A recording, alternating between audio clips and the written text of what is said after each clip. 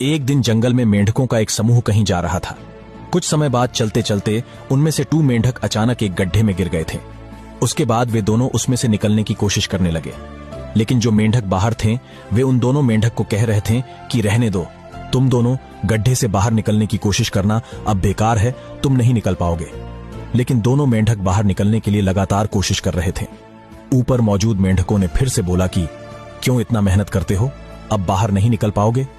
यह सुनकर गड्ढे में मौजूद 2 में से एक मेंढक उनकी बात मान लेता है और निकलने की कोशिश करना बंद कर देता है, जिससे यह और गड्ढे में और गहराई में चला जाता है।